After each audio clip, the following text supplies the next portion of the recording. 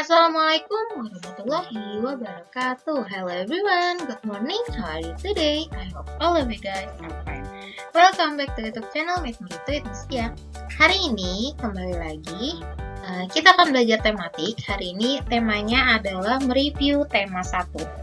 Sebelum mulai belajar, mari sama-sama kita mengucapkan basmalah. Bismillahirrahmanirrahim.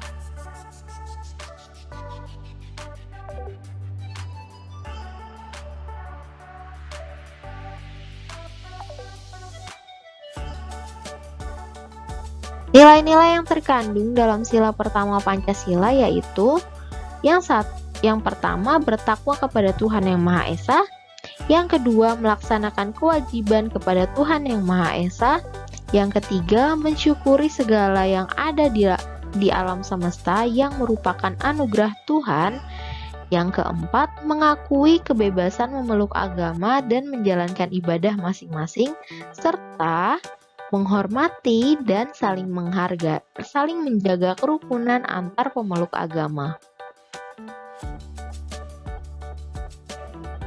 Selanjutnya yaitu nilai-nilai yang terkandung dalam sila kedua Pancasila. Yang pertama, mengakui persamaan derajat antar sesama manusia. Yang kedua, mengakui persamaan hak dan kewajiban antar warga negara. Yang ketiga, mengembangkan sikap tenggang rasa. Yang keempat, saling menyayangi sesama manusia serta gemar melakukan kegiatan kemanusiaan.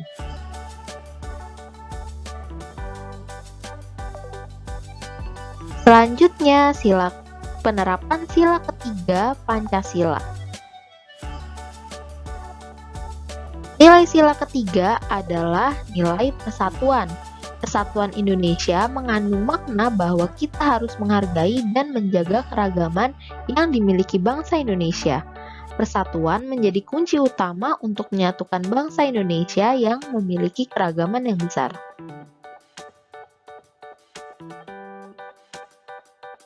Selanjutnya, penerapan nilai-nilai sila keempat Pancasila. Sila keempat mengandung makna pemerintahan dari rakyat, oleh rakyat, dan untuk rakyat dengan cara musyawarah untuk mencapai mufakat. Musyawarah adalah suatu upaya bersama dengan sikap rendah hati untuk memecahkan persoalan guna mengambil keputusan bersama dalam penyelesaian masalah.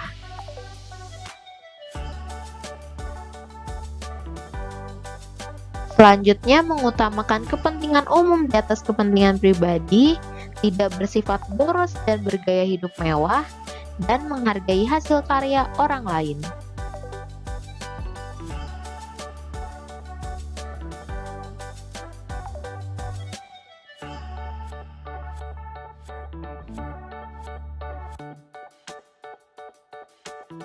Menjelaskan pengertian teks laporan hasil pengamatan. Teks laporan adalah teks yang berisi informasi berdasarkan pengamatan yang sudah dilakukan. Teks laporan bertujuan untuk memberikan informasi kepada orang banyak. Secara umum, teks laporan terdiri dari beberapa jenis, antara lain teks laporan hasil pengamatan, teks laporan perjalanan, teks laporan kegiatan, dan teks laporan peristiwa.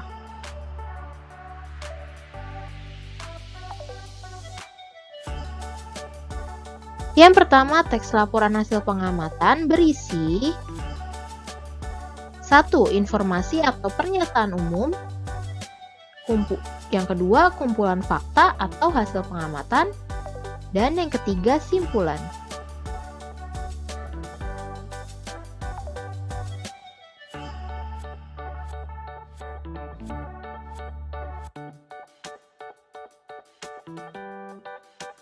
Perkembangbiakan tumbuhan secara generatif.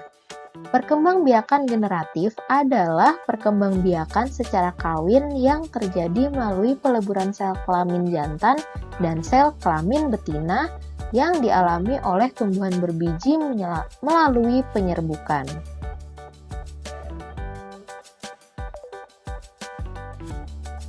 Alat perkembangbiakan tumbuhan adalah bunga. Bunga memiliki benang sari, yaitu merupakan alat kelamin jantan, dan putik alat kelamin betina pada bunga atau tumbuhan. Nah, di mana letak benang sari dan putik itu? Nah, di sini yang dilingkarin warna merah ini merupakan benang sari. Benang sari itu alat kelamin jantan dan putik alat kelamin betina. Untuk bagian bunga secara lengkap bisa buka buku tematik tema 1 yang warnanya pink, halaman 5. Atau selanjutnya macam-macam penyerbukan tumbuhan. Yang pertama ada penyerbukan sendiri. Penyerbukan sendiri itu serbuk sari jatuh di kepala putik di bunga yang sama. Ini kan di sini tadi serbuk sarinya jatuh ke kepala putik di satu bunga ini aja. Lalu yang kedua ada penyerbukan tetangga. Kalau penyerbukan tetangga, serbuk sari jatuh di kepala putik pada bunga yang masih satu tumbuhan. Kalau ini kan tadi satu bunga yang penyerbukan sendiri. Nah, kalau tetangga, dia ada di satu tumbuhan tapi beda, bercabang. Nah, ini namanya penyerbukan tetangga di bunga lain, tapi satu tanaman. Gitu. Lalu, nah, tanaman pisang, bambu, dan tebu adalah tumbuhan yang berkembang biak dengan tunas.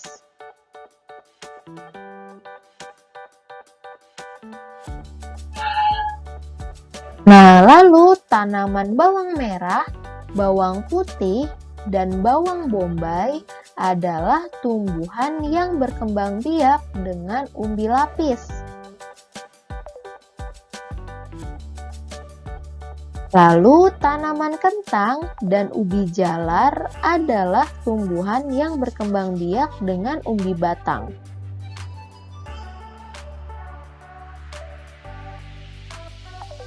Dan tanaman stroberi adalah tumbuhan yang berkembang biak dengan cara geragih.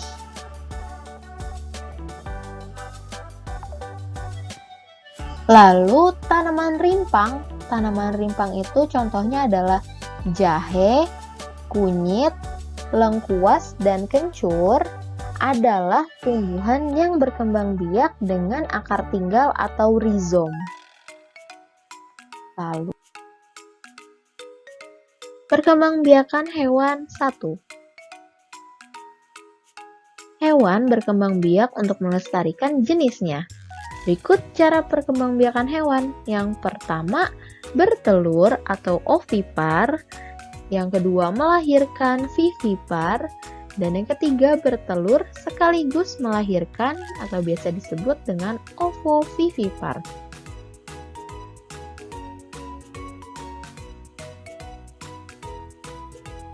Hewan-hewan yang berkembang biak dengan cara bertelur disebut ovipar.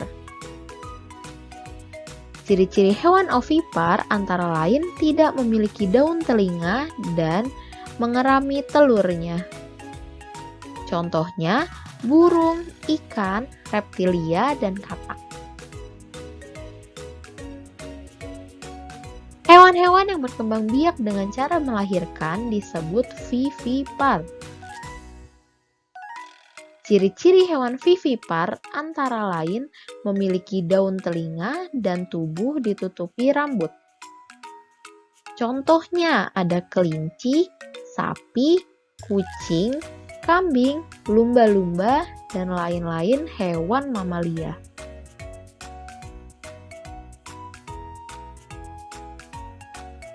Selanjutnya, perkembangbiakan hewan dengan cara bertelur dan melahirkan disebut juga dengan ovovivipar. Jadi mereka 2 kali. Setelah bertelur, melahirkan. Nah, hewan-hewan yang bertelur dan melahirkan tidak memiliki ciri khusus. Contohnya ada ikan hiu, kuda laut, dan platypus.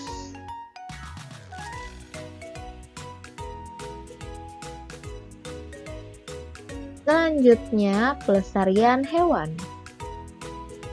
Keberadaan hewan sangat penting dan harus kita lestarikan agar tidak punah, dapat dimanfaatkan oleh manusia sebagai bahan makanan, lalu menjaga keseimbangan ekosistem antara produsen dan konsumen, dan dapat dimanfaatkan sebagai sumber belajar untuk mengembangkan ilmu pengetahuan.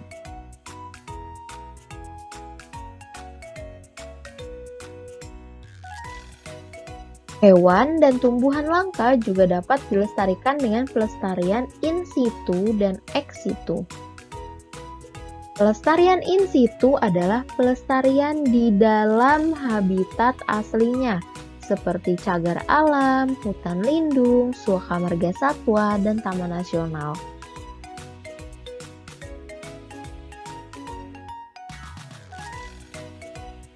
Dan pelestarian ex situ adalah pelestarian di luar habitat aslinya, seperti kebun binatang, kebun raya, taman safari, museum zoologi, dan herbarium.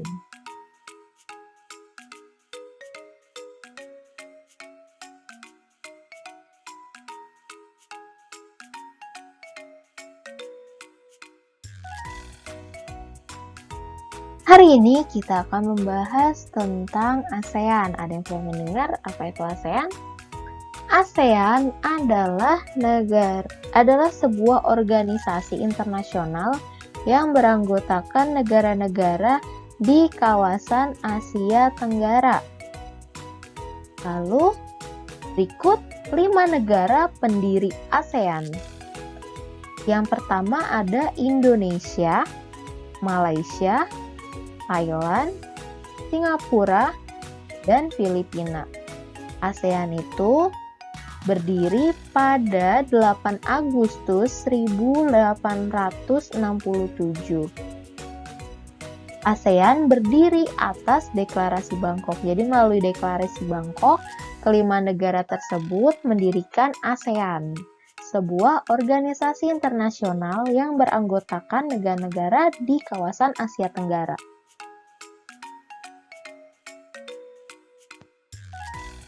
Nah, jadi ASEAN itu didirikan oleh 5 negara.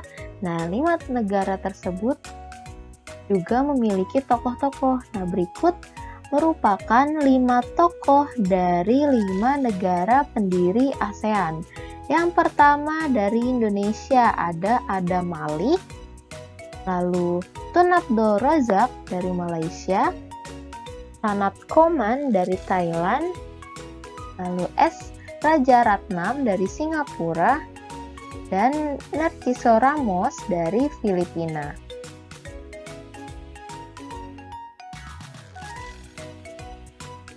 ASEAN didirikan atas dasar yang pertama persamaan letak geografis. Letaknya itu tadi ada di kawasan Asia Tenggara.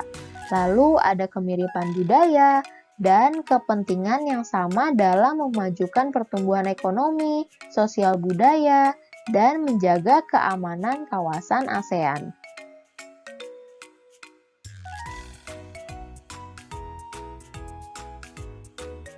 Thailand, kegiatan pertanian banyak dilakukan dengan hasil pertanian terbesar adalah padi di Thailand. Bahkan Thailand dijuluki sebagai lumbung padi utama di Asia Tenggara. Hasil pertambangan seperti timah, timbel, seng, dan mangan.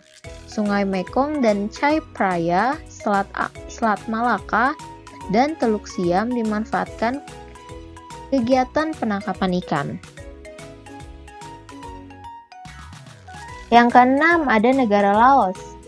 Kondisi geografis dan pemanfaatannya yang pertama, dataran rendah Vientiane dimanfaatkan sebagai lahan pertanian padi, jagung, dan tembakau. Sumber perikanan Laos terpusat di Sungai Mekong yang menghasilkan ikan karper dan perch. Lalu yang kedua ada negara Malaysia. Ibu kotanya adalah Kuala Lumpur. Kepala negara yaitu yang di Pertuan Agong. Lalu kepala pemerintahannya ada Perdana Menteri. Hari kemerdekaannya 31 Agustus 1957. Bahasa resminya bahasa Melayu. Lagu kebangsaannya negaraku dan mata uangnya adalah ringgit.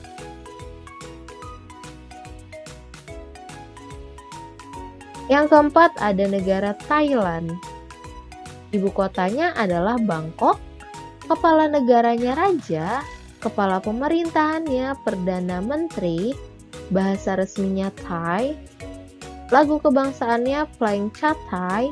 Dan mata uangnya adalah baht. Ini mata uangnya dari Thailand. Dan for your information, kalau Thailand itu satu-satunya negara di Asia Tenggara yang tidak pernah dijajah. Itulah kenapa Thailand tidak mempunyai hari kemerdekaan, karena dia tidak pernah dijajah, jadinya dia tidak pernah merasakan ada itu hari kemerdekaan.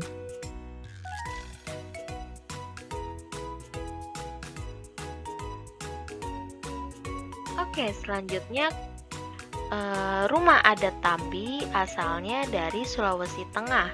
Keunikannya yang pertama berbentuk panggung, yang kedua dindingnya terbuat dari kayu, yang ketiga lantai rumah dibuat dari papan yang disusun saling berdekatan tanpa paku, yang keempat atapnya berbentuk prisma dengan sudut kecil di bagian atasnya, dan yang kelima atapnya terbuat dari daun ijuk atau daun.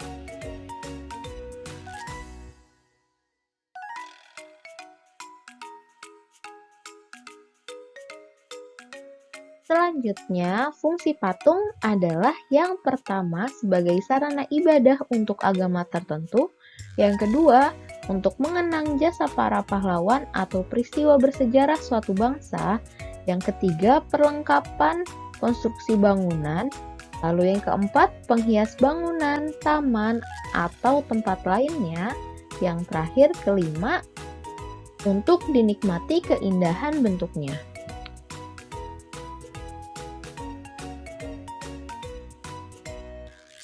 Yang selanjutnya ada bahan keras. Bahan keras adalah bahan yang bersifat keras dan lebih sulit dibentuk dan memerlukan teknik-teknik tertentu. Contohnya, batu, kayu jati, dan marmer. Kelebihan patung yang menggunakan bahan keras yaitu tidak perlu dikeringkan seperti patung yang menggunakan bahan lunak. Yang pertama, teknik membutsir, yaitu teknik membuat patung dengan cara memijit, menambah, atau mengurangi bahan yang dibentuk. Alatnya yaitu ada butsir atau pisau sudip. Dan untuk bahannya ada tanah liat atau plastisin. Yang kedua ada teknik memahat, yaitu teknik mengurangi bahan dengan cara dipahat pada bahan yang digunakan. Membutuhkan bahan-bahan yang keras seperti kayu atau batu. Alat yang digunakan biasanya pahat dan palu. Tahap dalam membuat rancangan patung. Yang pertama membuat sketsa. Sketsa adalah menggambar kasar yang bersifat sementara. Yang kedua, memilih alat dan bahan yang sesuai. Sesuaikan alat dengan bahan pembuat patungnya, karena ada bahan lunak dan ada bahan keras. Selanjutnya, tahap yang ketiga yaitu memilih teknik pembuatan yang sesuai. Pengolahan bahan lunak dapat menggunakan teknik membusir dan mencetak, dan pengolahan bahan keras dapat menggunakan teknik memahat dan konstruksi. That's our lesson today. Thank you all for your attention. Kalau masih ada yang bingung atau masih ada yang ingin ditanyakan, bisa langsung japri ke Miss Dia. Mari sama-sama kita tutup pembelajaran kita pada hari ini dengan mengucapkan hamdalah. Alhamdulillahirabbil alamin. Wassalamualaikum warahmatullahi wabarakatuh.